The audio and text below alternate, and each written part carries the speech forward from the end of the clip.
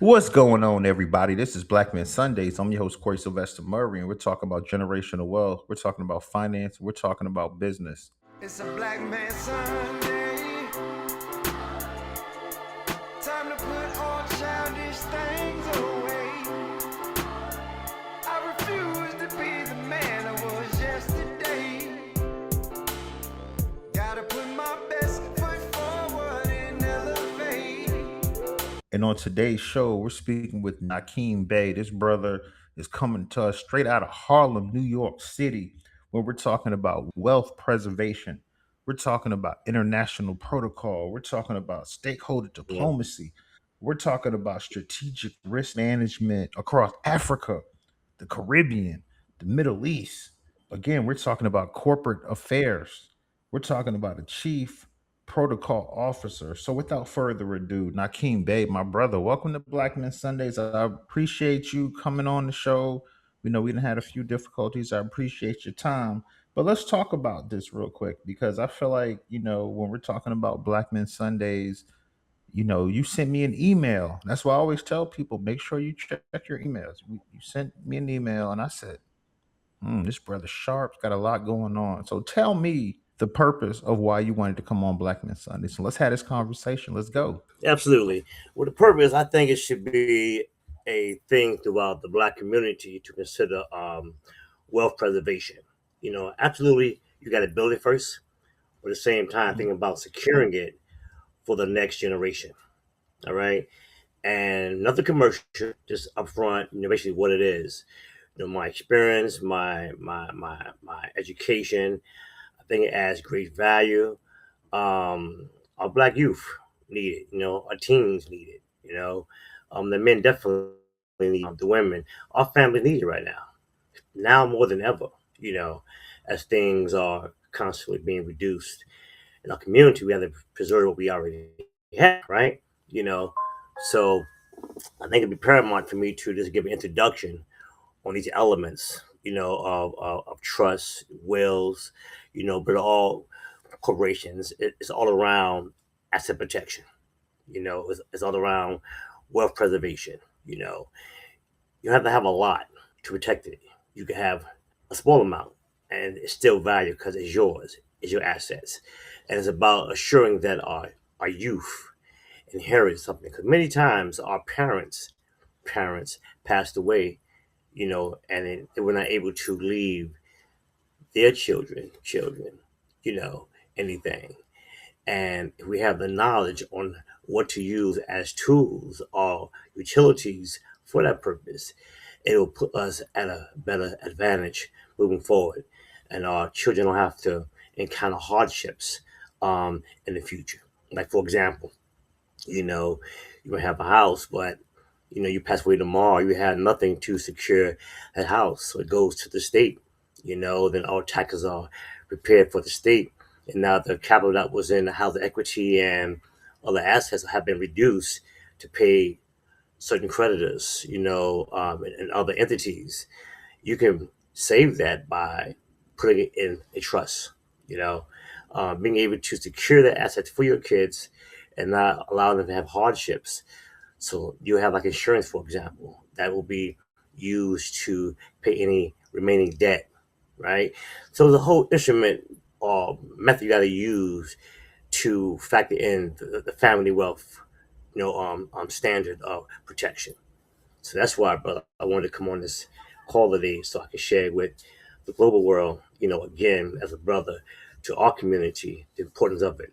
This is history. People have been doing this for years, but we still caught up into things of a distraction, and we're not factoring in what's necessary at this time, for us to succeed as a family currently, and for our next generation and their generation. Gotcha. Well, let's dive in a little deeper, man. Like I said, I just really getting back from Christmas vacation. We spent the extra week with my wife's grandfather because he's not doing too well. So I said, let's stay an extra week, hang out, and me and him were having conversations on the porch. And I ain't gonna lie, we in South Florida.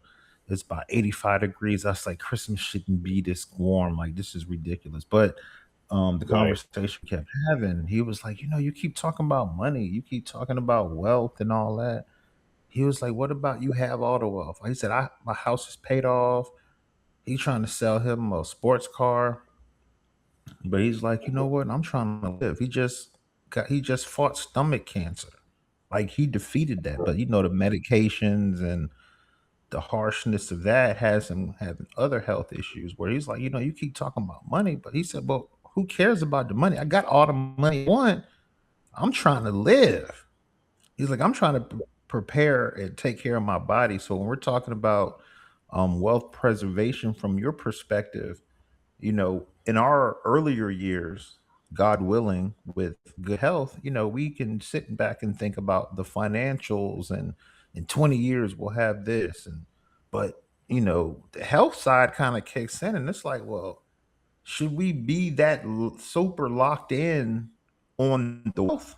If possibly we may not be here for that. If you can just touch on that, because he's 83 years old, so he's on the opposite end of the preservation stage, where I'm preserving now, trying to make sure I have something when I retire.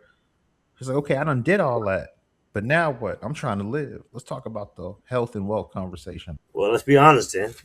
On the level, there's 2 points of wealth here, right?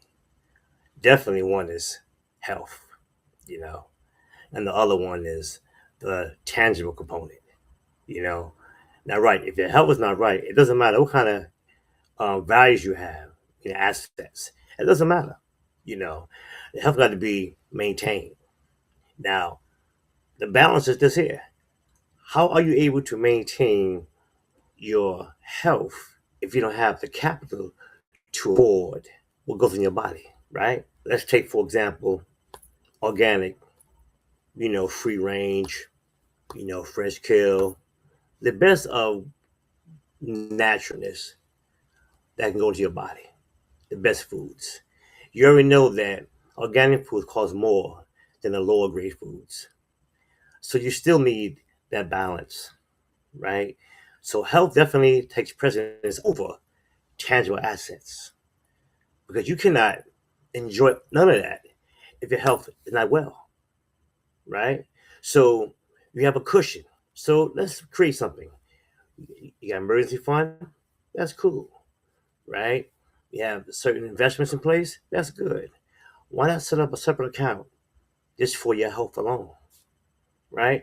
Because you want to be able to afford that bill when you go to the hospital or you go to a holistic like Queen of Food and other organizations that deals with the natural remedies. It still costs, right? But we're not going to discard one and accept the other. That's definitely not a reality, right? Um, so no, your father is correct. You know, he's correct about he want to enjoy now, right? He's in that cycle, 83, 82. You mentioned, right? He's in that time zone. He already lived many parts of his life. Now, hopefully, some capitals are in place, assets are in place, you know, and that's good. He did his part, right? So let him enjoy his life and use his capital that he has for himself wisely, and you, as the son, support that same demonstration. But now, I would never say that tangible wealth is more significant or holds the priority over everything else, because definitely health is wealth. So know how to eat right. That's going to cost. Be able to go to the hospital, and you might be a naturalist, so you might go to the hospital to get diagnosed. So that's going to be a bill, and then you'll come back to the holistic demonstration and pay for the herbalist or whoever it may be to deal with the herbs and other tonics to, like Dr. Sabi, for example, right? Certain tonics that's going to satisfy other illnesses in the body, right? You might go to a Chinese herbalist, another aspect, but it all costs what? Money, right? Right? So we have to build the capital, that cushion, right? That fiat, that greenback. We got to build that for that exchange. Now, you don't have none of that, you're gonna not be well, right? And I because for him in a positive way, because I had cancer. I'm going on my 4th year. I had cancer in the prostate. I had cancer in the kidney. They removed my prostate and they saved my kidney. I'm going on 4 years now, but it cost money. The insurance, my health coverage, took care of it, but it's still a copay you got to deal with, right? Where you have your own business, where you're a hybrid, working a business, you got your own company. There's no free ride with this here, right? So I'm fortunate, but that also opens your eyes to say, you know what? I gotta leave the sugar alone. I gotta leave the souls alone. I gotta leave the red meats alone. Certain things. So when I pull off that, what's gonna cost me to pay for the best quality for my body? Because you know the old lesson, right? As brothers, we say, "Hey, we'll buy the finest car, brother." You know, the Lex, BM, right? Hey, we'll spend, man, on the external things, the physical things, but we put poison and bad things in our body. We pay a lot of money for the luxury, the look good, the fly stuff, right? We want to impress, whoever and whatever, right? But when it comes down to our health, we don't want to impress our internal health. We don't want to take care of what's inside us. We eat all kinds of stuff because it's inexpensive. We call it cheap, right? Right? Inexpensive. But I want to get enough of capital so I can satisfy first my health. And I can live a long life. I tell people today, look, take care of your health, right? Take care because your children want to be here through the whole time, and you want to see them. And sometime the cord will be cut, but nonetheless, you stand in health, take precedence over everything else. So that, my brother, to all listening, no, not at all, but it's a balance. Earth is the substance of 92 elements. The water H2O, right? Oxygen and helium. But yet both still maintains its existence, as a balance. There's no, I want water, I want wisdom, I want the physical earth. You gotta have the knowledge and the wisdom to bring forward what? The understanding. That's the balance. You can't just have one without having two. You bring it all together as man, woman, and what? Child. That's three. So the family component take precedence as well, as you can see. So when you think in that process, you're dealing with reality now. So yes, we want to enjoy certain things, you know, but first you gotta take care of your health, brother. Yeah, great information. I'm glad, because when I was looking at your resume, I said, man, I just came back from Christmas vacation in hot South Florida. I said, I want to ask that brother this question off top. And let's transition gently. Like I said, you provide wealth preservation strategies. There's a lot of brothers on here, a lot of sisters on here that, make a lot of money. So let's talk about some of these strategies. It's the new year. This is our second full Black Men Sunday show. So let's talk about some of these strategies that you can offer our high net income earners. So the first thing, there's no one fit all, right? That's the old saying. You know, one doesn't fit all, right? You have to adjust it. So every situation is different. Like a trust, and a will, based on the state and its regulations, will determine the elements or the preparation of the legality of these documents, right? There's no one will pertains to all states, one trust pertains to all states. A revocable trust does not apply in the same defense as a irrevocable trust, right? So it depends on, my brother, the interests of the person before you, right? So you might say, well, I want an LLC. I'd be like, that's cool. What's all in place? Well, I had three homes.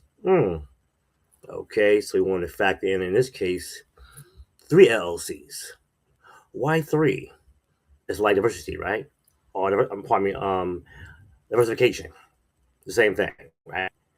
One fails, other two are advanced. One bear, two bull. That's finance, right? Right? You're playing the game. But also you want three because you want to secure the veil. You don't want the veil to be broken, right? So you have three. But you put LLC. But then do you own it?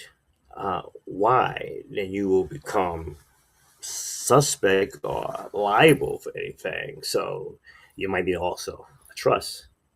Oh, Okay. Now, what type of trust? It depends on where you are in your life and the family that's in place, right? Let me best secure it. What about a holding company?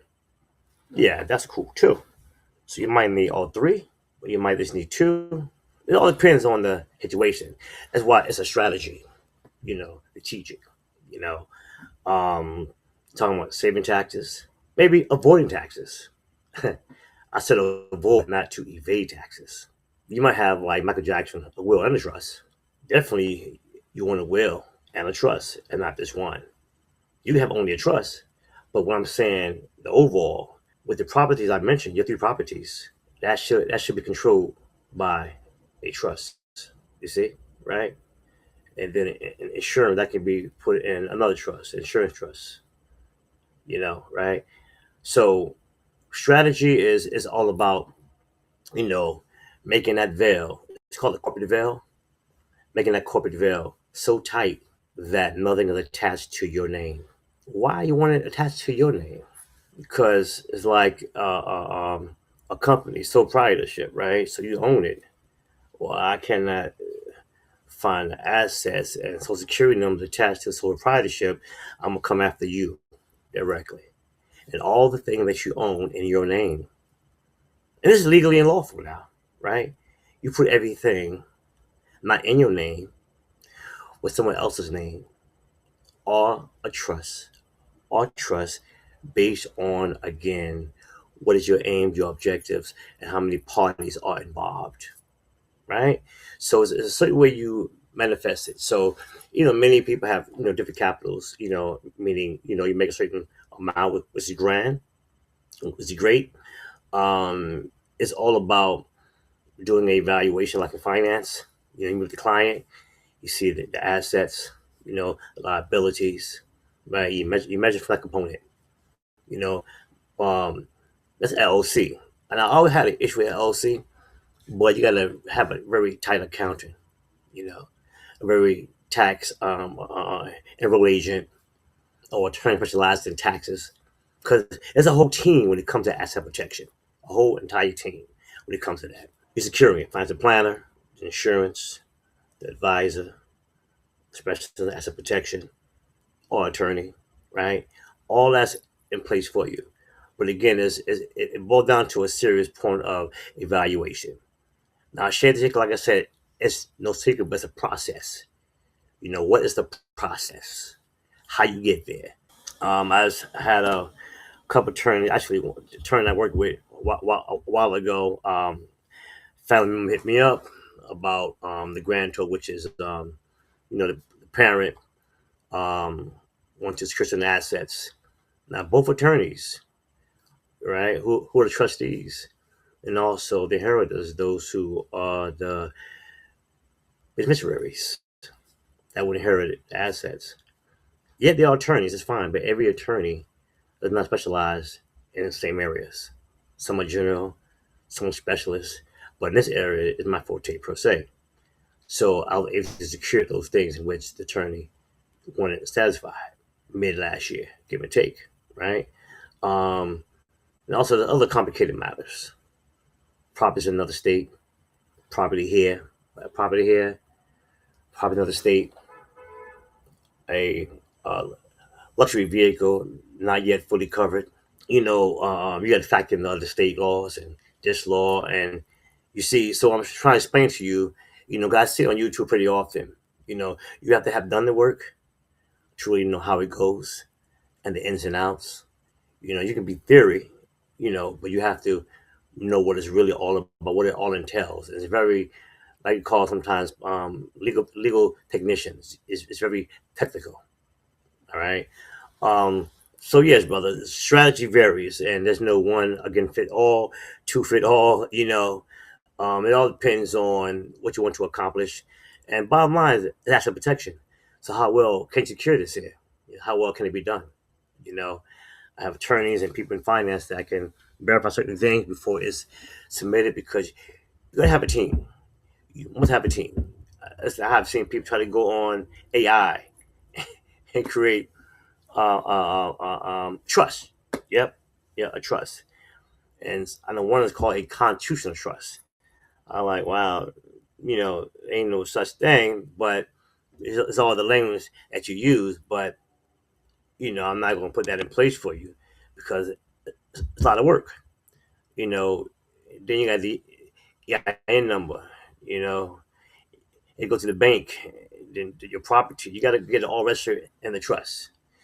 So it's something that you should do, and you should sit down with those you considering to partake in the trust. You know, so that you can be clear and everyone can give actually input on what you would like as a grantor. So I'll say that when it comes down to strategy, there's no straight path. You can look at the elements, what makes up a will, what makes up a trust, but I put everything in trust. You're going to do it under Inc. or LLC. LLC, my brother, is a hybrid. It's part of corporate, part of a partnership. You as an individual got to reflect on your return of the path through taxes because it's a partnership. You have protection, but you got to make sure you manage your money right and you have a small margin of earnings, but you leverage the company accordingly so that it reflects the trust properly. Now, with Inc., if you deal with Inc., it's double tax, right? A lot of off law. You might wear two president, vice president, a few hats, you know, but even that there will be in question. So the whole corporate structure, the entity, right, and then compliance. I'm very heavy on that compliance. You know, you don't want to cross your family, a loss or be affected in the process because you're not in compliant with certain things regarding entities therein. Even if the trust owns it, whatever you still owe on certain assets, the trust gotta pay it. So if you put a car in there, you know, um, a Range Rover, for example, and you're still making payments, you gotta make sure that the trust have the capital to take care of it. Now remember, example, with the house, my client, because I know her, she did it herself, went to the bank for the transfers of the house, and also a deed. You got to be drafted up to transfer the deed over to the trust. So you're gonna make sure all that is working out well. You see, because at the end, you as an individual don't own it unless you do a revocable trust, right? And that's even a question mark in terms of how long you want to be so owner of it. You can always convert it later. Like insurance, you can go from term to whole, right? So hope you see, brother, what I'm saying to you and everyone that's listening. It's not as easy as people think it is. No matter who gets on YouTube, some parts you got to be able to extract and some not. You got some people who say the Moors talk about trust, but what's your legal background? Have you practiced this area? You know, do you deal with attorneys?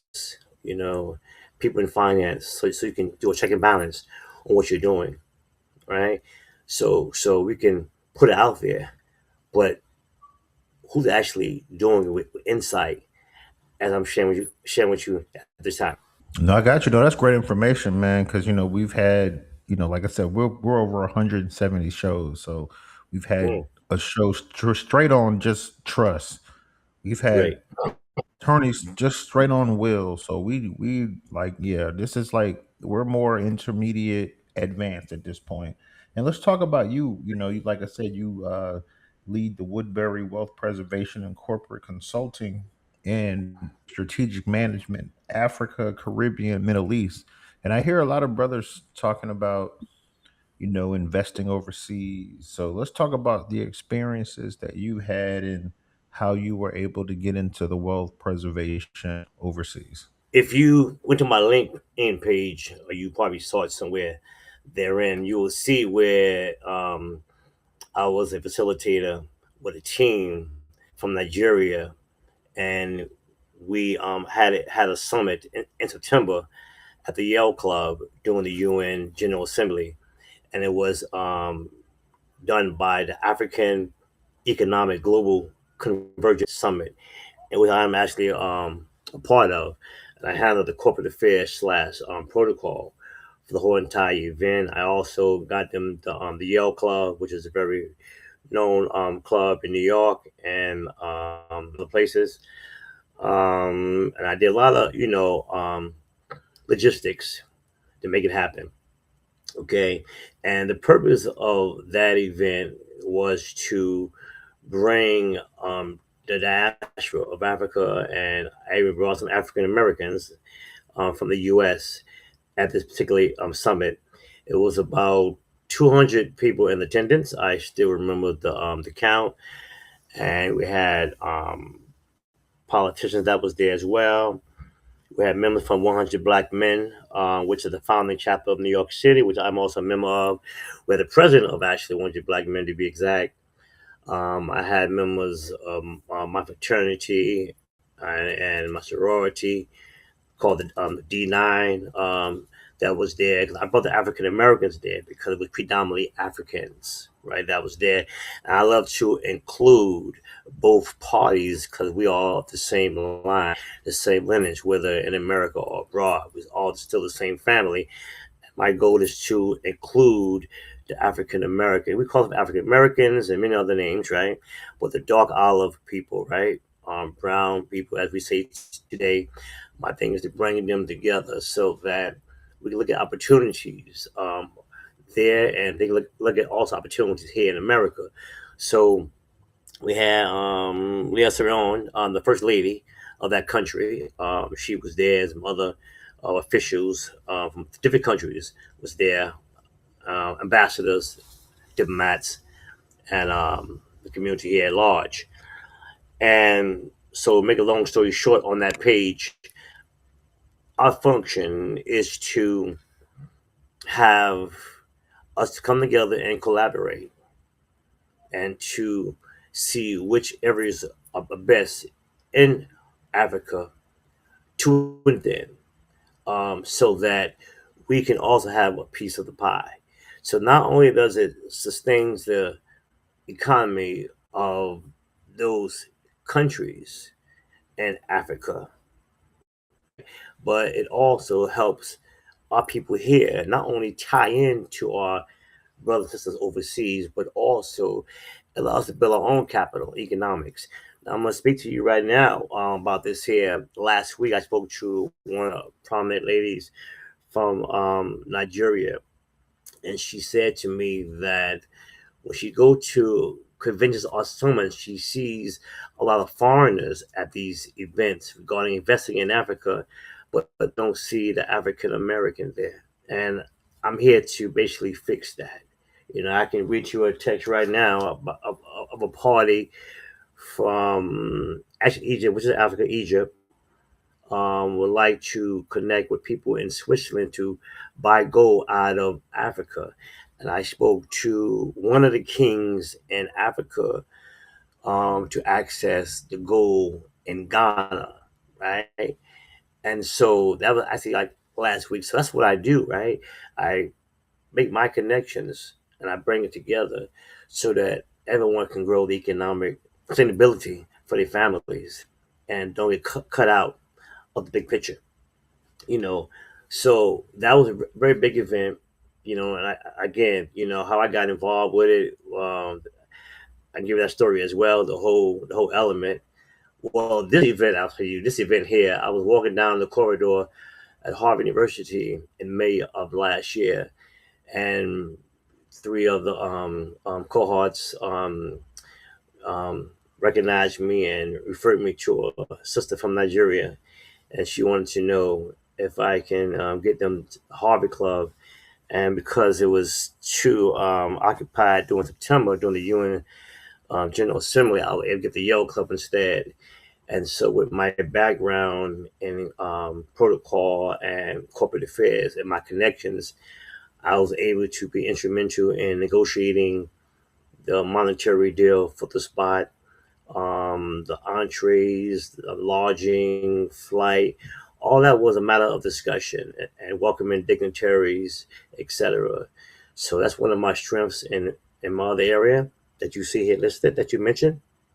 Um, so that, my brother, is how I got involved with this aspect of it. But then prior to this time, if you enter His Excellency HE Ambassador Nakiim Bey on Google, you will see that I was involved as ambassador at large with a IHRC foundation. Because of certain political matters, I had to withdraw, and on the advice of a few people from the United Nations on the NGOs advised me to do what I had to do. Prior to that time, I had about 25 countries under me. And believe it, Syria is one of them. I can send you the video, and if you didn't see it already, you'll see when they had the earthquake in Syria. I had one of my organizations in Syria with a van with our logo, feeding the people in Syria. You know, you could see it, and also my people taking care of the youth that was there because of the emotional trauma and the psychological effects. So, one thing leads to another, but because that got me involved with international diaspora of Africa and India and Bangladesh, right? Even believe it or not, the Caribbean, which is Puerto Rico, right?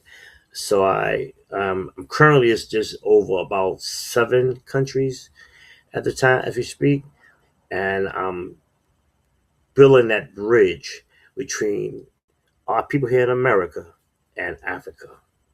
So the overall goal is to bring these leaders together under my other organization, IHRC USA Regional, subnational diplomatic actor. That the job is to bring diaspora abroad to America to do business in America, and the reverse. And my goal is to bring the African Americans here also to Africa to invest. But you're going to do that with connections. So that's what I do, my brother, on that scale. Gotcha. Great information, man. And I mean, but we're talking about families, and we're talking about high income learners, earners. We're just talking about people in general.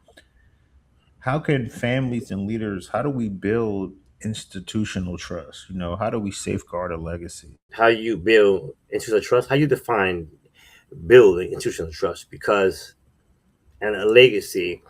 All right, because so many things came to my mind. Because see, when we say institution, you know, we don't build and establish institutions in which we need to. And the first institution is our family, right? So a family first needs financial literacy. These are the basics, the basics. And they individually know about finances. Listen, if I didn't get certified in certain areas of financial planning, right, and I work in the financial industry, you know, I didn't really attract to finances. It wasn't exposed to me. I was doing high sciences of the mind and certain consciousness of, the black consciousness, right, which is great. But there's one gap, there's one void, and it was finances. So it starts there, you know, and your children, your wife, your husband, those in that immediate family need to sit down and, you know, see what they want to accomplish in the future and how they're going to learn finances on different levels. You know what I'm saying? So that they can secure it. I mean, look, it's simple. If you don't know about finances, just learn the basics so that you're not taken advantage of, and you employ a licensed advisor that exists, a licensed planner that exists, so you can learn these things. You can get an hour consultation for like $200. I'm just saying, right? You know, seminars, 10 webinars, even here. I know you had great speakers here, right? Let them become literate, financially literate by attending your sessions, and then they will go home, and then they will research these things, you know, because look, we build money, but we don't talk about securing the money, save the money. So the institution starts here. you know, with the family. You know, it was an individual, then that's fine too, right? But you still wanted to go somewhere, whether church, whether to a mosque, you know, um, your great great great grandchildren, all that is a plan, brother, a plan, and so let me just share with you, and this is very so much real. You probably already know it. There's a certain amount of capital. You could say 500,000. You could say quarter. That's small, but you could say that, right? You can invest that. But when you go to the bank or a family firm like Charles or other ones, right? And you talk to them about the kind of money you have, you're gonna have a certain door open up that no one's aware of. There's a code. I don't recall the code offhand, but I remember having a Zoom call with people off the radar just about investing a certain kind of money on behalf of an organization. How do we do it? First, build your capital. First, learn what is out there to invest in. Invest in real estate, that's standard. Absolutely. Stocks, well, it's kind of tough now, right? But you still do it, right? Because it bears and it bulls, right? But invest also, like, I'll give you an example, Burkina Faso. You probably see me on the link. I'm with the ambassador, right? They're building properties out there. Reach out and invest in businesses there. Invest in condos. You know, get them built, right? Because they need money, they need capital to build it. But your capital is in corporations, it's in LLCs, it's in real estate. Your asset value are in those things that's not attached to you. You control, yet you don't own directly, but yet you control. Having, emergency accounts and, stocks, and playing with the options, right? The contracts up and down. Mutual funds are very small. Those are like very, I call them trinkets, right? Those things you get at a very early stage to get wet a little bit. You know, Emergency fund is standard now, so I won't even talk about that. But as you mentioned earlier, babe, brother, about high income, earners, then you want to definitely consider you putting your um, investments in things that's more tangible than liquid. You know, and I don't mean like platinum and gold. 'Cause right now, ounce is 4,000 plus. Right, that's good. Hard assets like that is only for retirements. It's for a downtime in the country. You know, but you want to put it in places. Buy companies. You know, flip them. Buy companies. Sell them. Right, so that money builds. That's building it. But you're still buying companies with the trust because there's a whole partnership established. You know, so you want to put your wealth in things that cannot be attacked. You know, but buy homes, that's vacation homes. You know, I got a good brother. He said to me, he said, Nakiim, I don't want any more friends. I got a lot of friends now. He said, I want partners. I would like partners. He said, right now I'm about to bid on an island, right? Him and some others bidding on an island, buying an island, right? Unfortunately, it didn't work out. It's later on, is what it is, right? Um, Also, you got people that would like to establish a team to buy real estate, affordable homes. But everything I'm sharing with you right now are the things how you secure your assets, you build capital, you keep it within the family dynamics as a family trust, right? Keep it in there. You have a plan for succession, right? This is how my brother into all, you secure that legacy. You secure that generational wealth. It's how you build it, how you secure it when you're going beyond just the regular basic investments. But now you're going into the heavy hard assets. People say, hey, real estate, absolutely. Real estate, you know, stocks, absolutely. you know. Um, Other small things initially, right? But I just gave you some other areas to look at. It's foreign investments. You want to know what's out there, and as you already know, if not, I'll share with you. And it's very basic. Based on the stability of the country, will determine if you're going to invest in that country or not. I mentioned Burkina Faso. I mentioned Nigeria. We know what's going on. We got right now this watch and study and watch the trend to determine should we or should we not invest at this time, but at least initially have the conversation, have the dialogue. Because at some point you got to come to the table and negotiate. So you want to think big and broader from that perspective. Hey, Nakeem, this is Kalali Bey out of Calvert County, Maryland. Always like to thank everybody for spending so much time. Definitely like to thank you for how holistic your answers were. Your answers were very comprehensive. It's just going back to the beginning of the conversation. You talked about how sometimes we get distracted from looking at trusts and wills, what I'm saying, things like that. Could you elaborate a little bit on like some of the things that you found that have distracted us from looking down the road, at spending some time working on our trusts and our wills and things like that? The first thing I want to say is family. Many of us are distracted in other areas of society, but we fail to look at our family, put time in our family, whether it's our children or whether it's our other half, right? I think when we bring things back to the family, we think about our children's future and their children's future, then we really see where the value really lies at, right? You know, um, Partying and drinking and whatever you might be doing, these are all distractions. You know, Hang out with the boys, Cancun or wherever you want to go, right? These are distractions, especially if your foundation is not correct. The global right now politics, the shift that's going on with President Trump, right?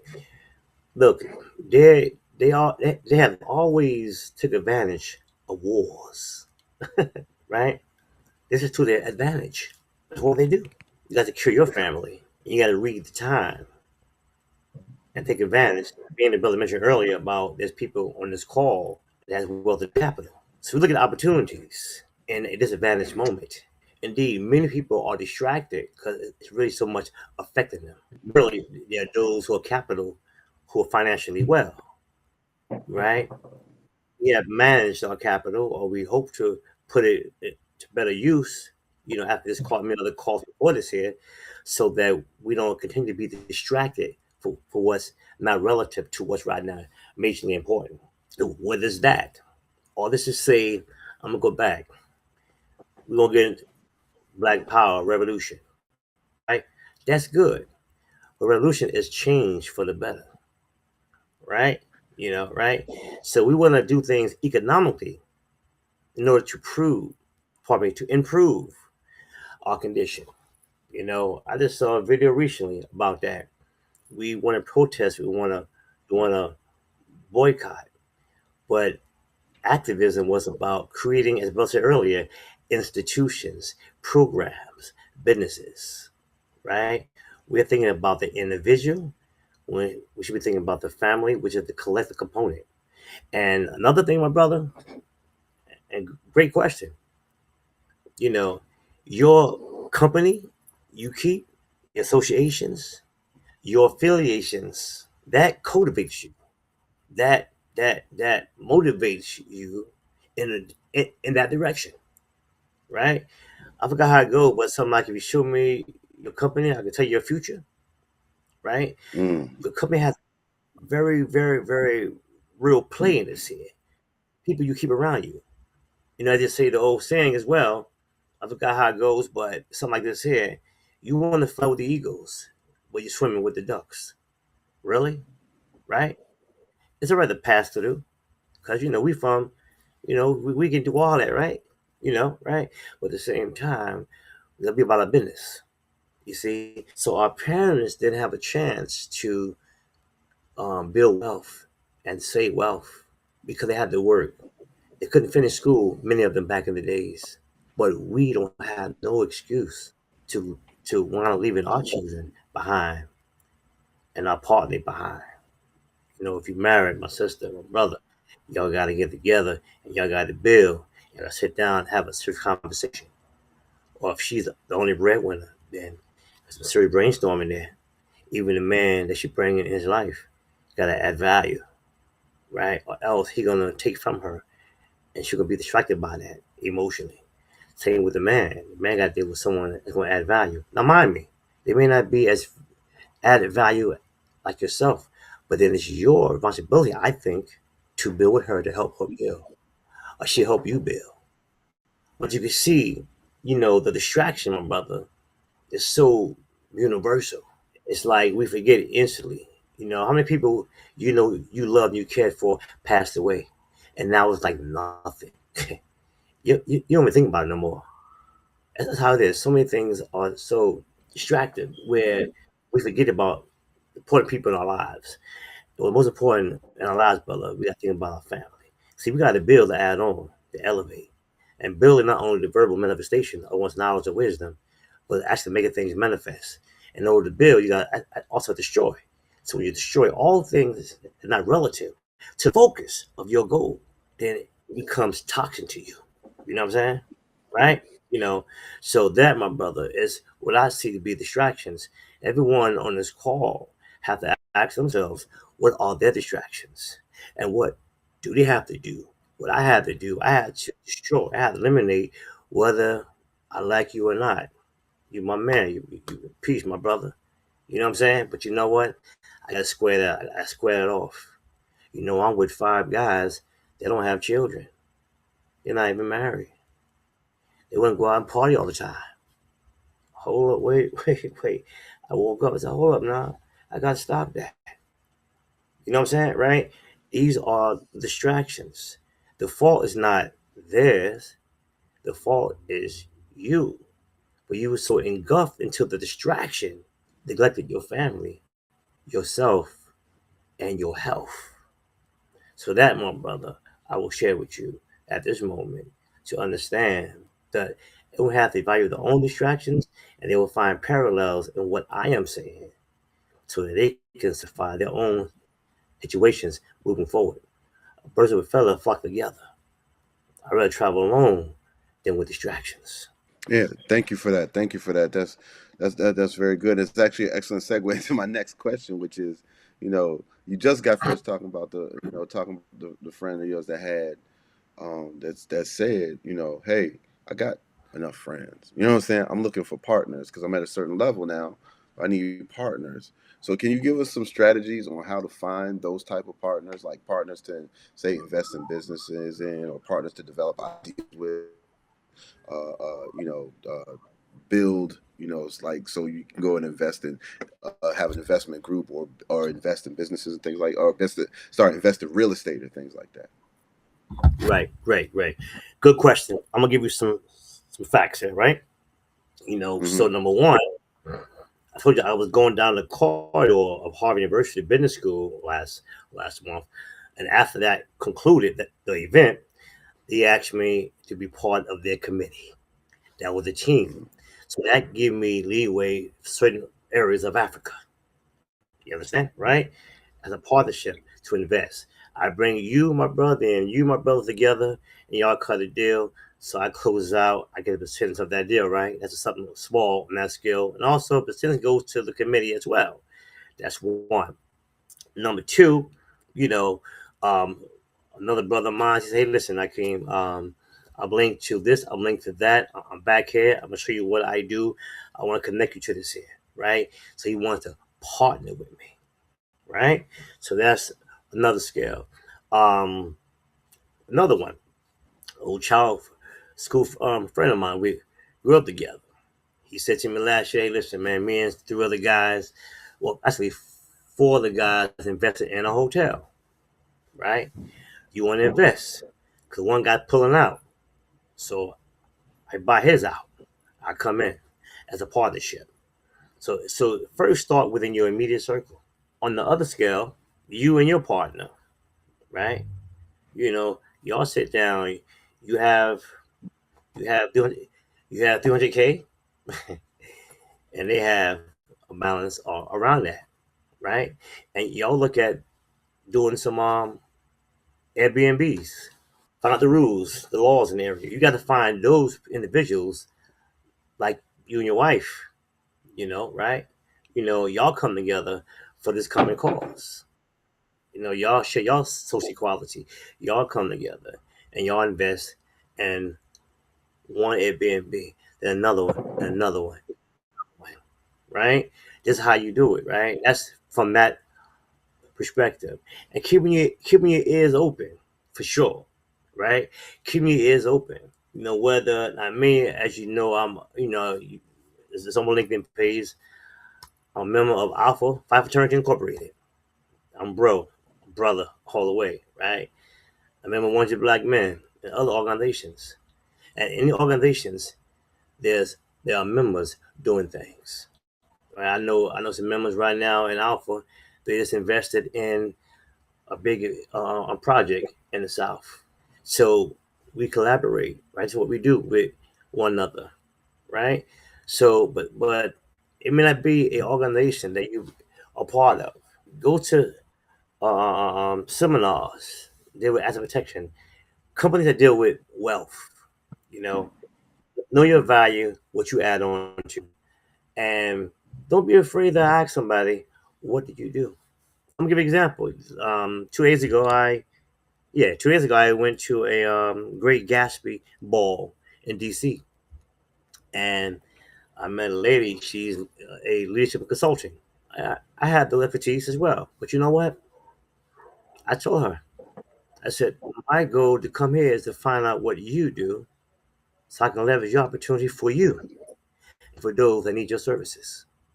You see, that's a contract, that's a partnership. So you have to be in places where it matters. The conversations are different. That dialogue is different. You know, your friends call you up. Are you talking about buying property? Invest in a hotel? Invest in an island? you know, Look at your friends around you. You don't just square them off because they're your homies, right? They're your girls, you know.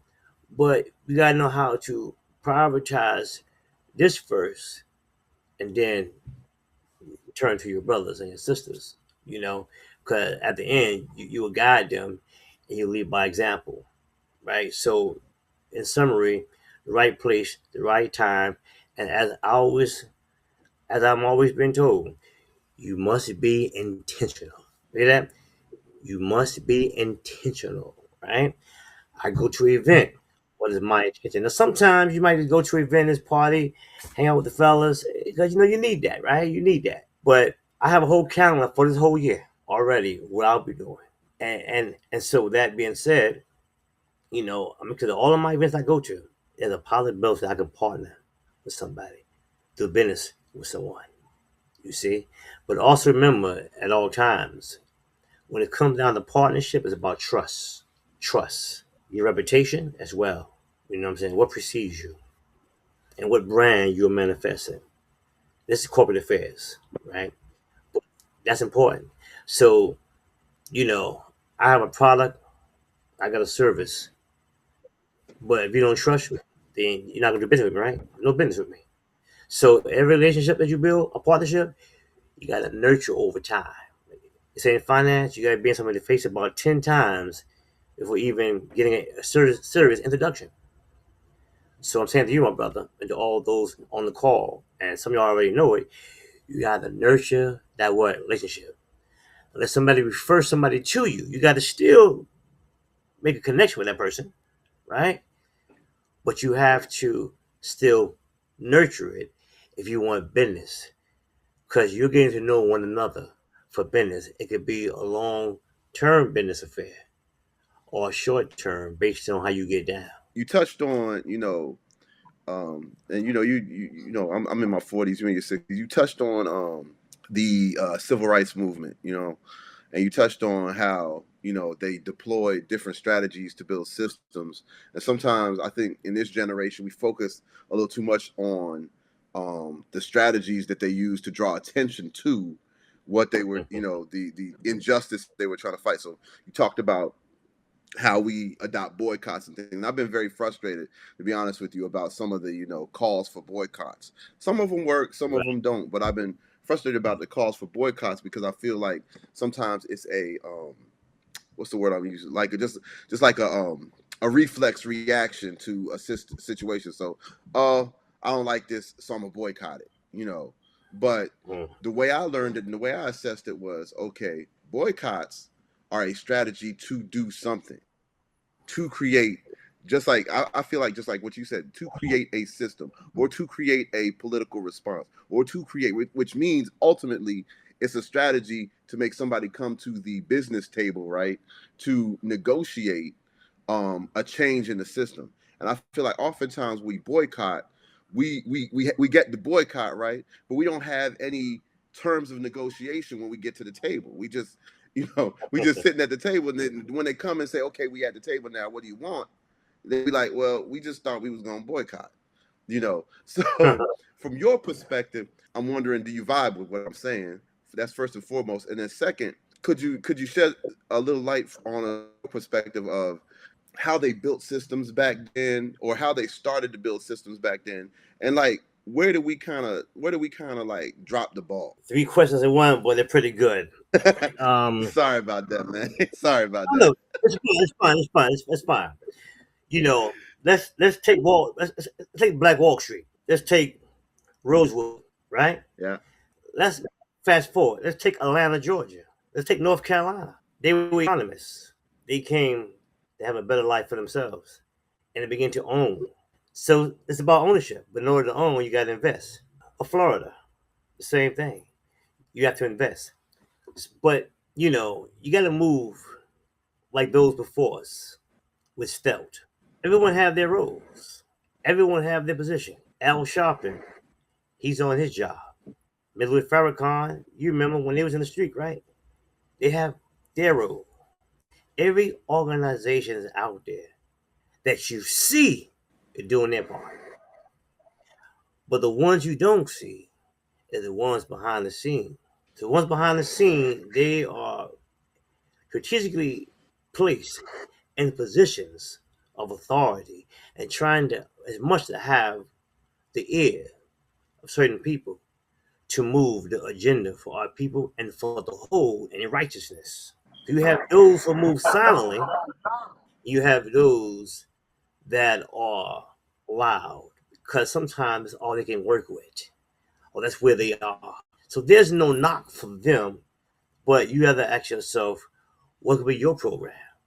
Let's take, for example, now, fortunately, I used them, the Rockefellers, the DuPonts, the Rothschilds, right? You know, that was a family, brother. And Yep. they built what?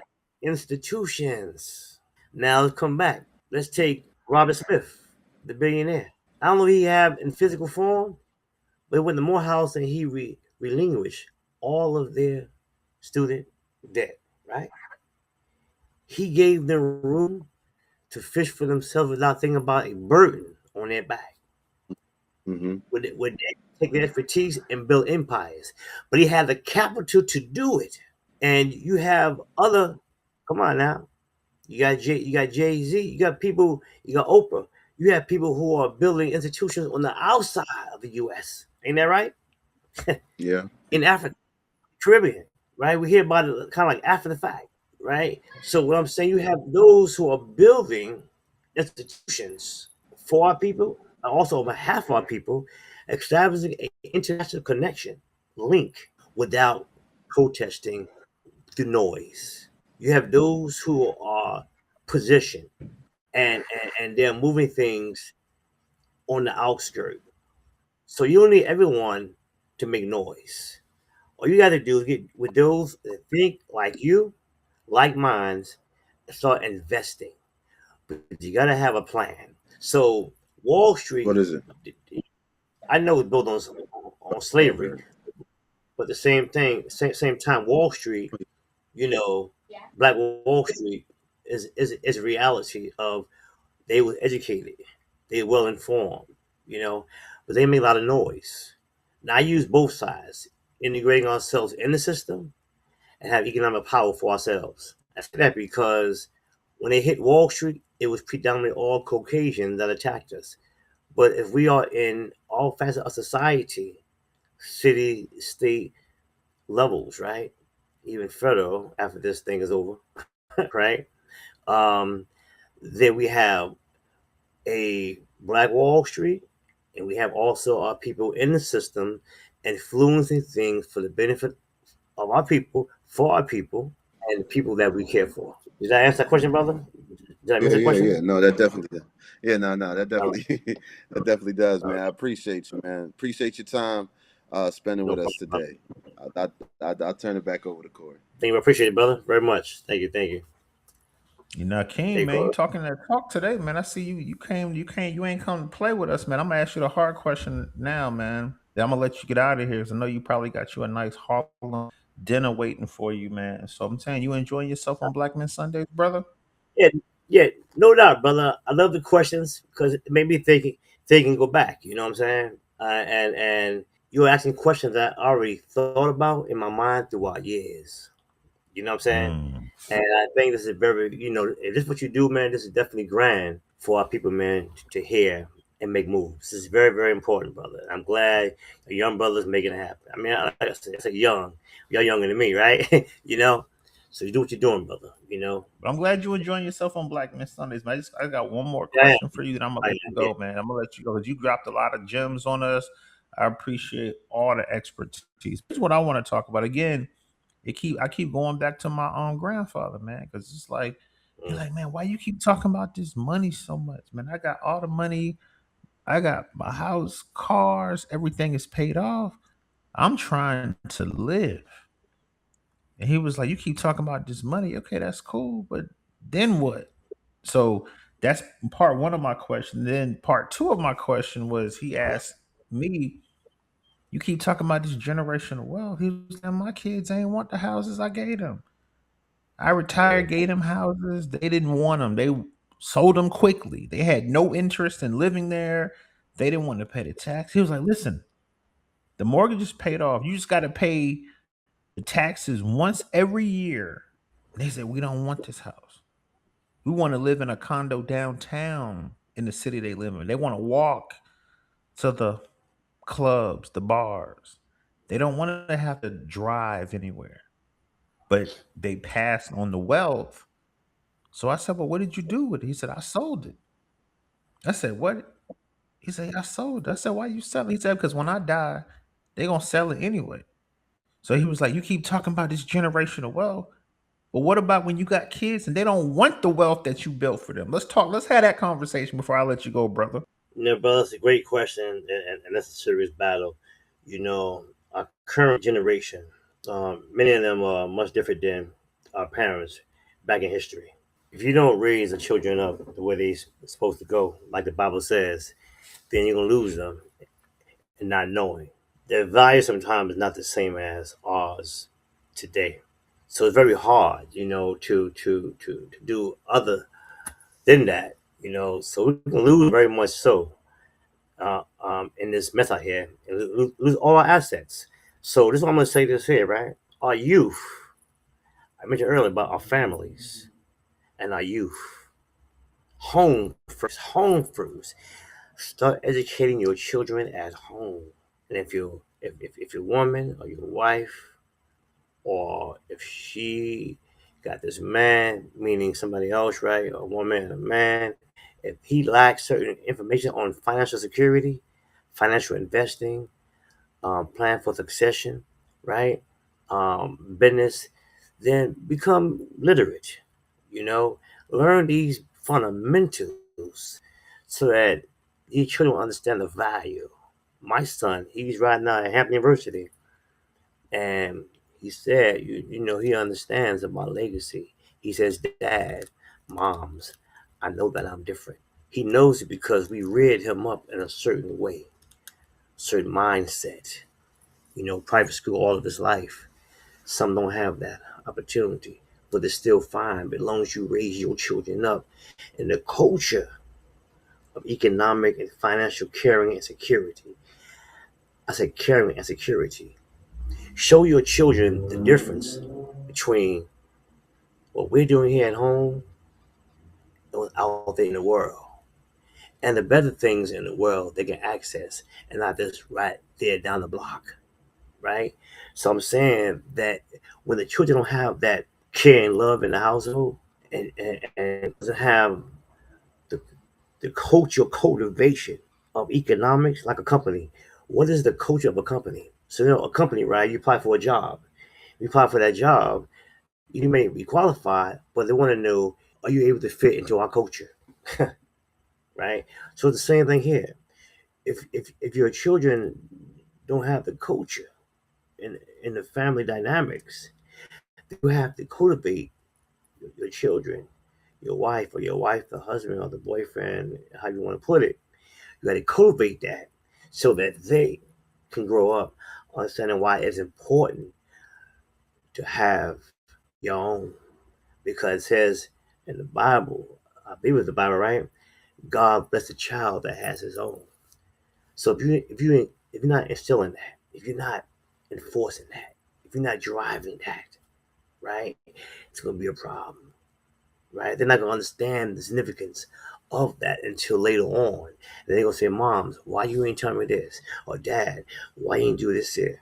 Right? So you gotta be responsible and do your part, right? So unfortunately, like your dad, your granddad, right? In the past, the reality was what? You say, "Hey, I got everything." This is why you go give to a church, give it to a mosque. But he's right. Because the same thing, if no one on this call got a will, just know that the court is going to liquidate all your assets, satisfy all debtors, and going to keep all the assets to the state because no one is put down in a will and everyone is law interstate in another state can't be found. So automatically, my brother, your dad was like, you know, they, they don't want it, you know. So no matter what, the state going to get it anyway. Even if he ain't turn it over and sell it, someone gonna get it. Like he said, no one wanted it. So my brother, to prevent that, cultivate the household economically, culturally, loving and care in the family, and show them not only the now or tomorrow, but the future, and prepare them for their children's children, like by telling him the right values of economics, right? The right values of being a lady or being a gentleman, right? Teach them the family, the dynamics and importance of family, so you can have like a Robert Smith family, right? A family that's together, right? We say pray together, right? So forth, right? A family that's together. Teach them that and about finances in that circle, and they can continue the wealth cycle, right? And not the poverty cycle. Other than that, my brother, they'll grow up having assets of their own and not understand the value of it and gonna wind up selling it like he did. You know, we don't want that. That, my brother, is the answer to that question. Unfortunately, it happens. Unfortunately, you know, but you gotta make sure that you do what you gotta do. How I said today, Got you. your work gonna be your bar is what you gotta do. Yeah, that's great information, man. I think that's wraps it up right there. Nakeem Bey, brother, Okay, came on from pleasure, Harlem brother. World, New York City. I'm Talk that Earl. talk, man. I'm You talk Earl. that talk, man. I apologize for the technical difficulties, but you know how it is with the technology. But we got it going, So, man. We talked all that good talk. My brother Kalali got the vibe with you. Well, I love this conversation. So thank you for spending some time with us. thank Thank you you. for Yes. contacting me. Thanks for even knowing anything about Black Men Sundays, because this is how we move. And so I All right. appreciate you. I Let me know. appreciate Let your us time. know. Thanks for coming on the show, brother. All right. Well, definitely, I'll be on it. All right. It's a black man Sunday.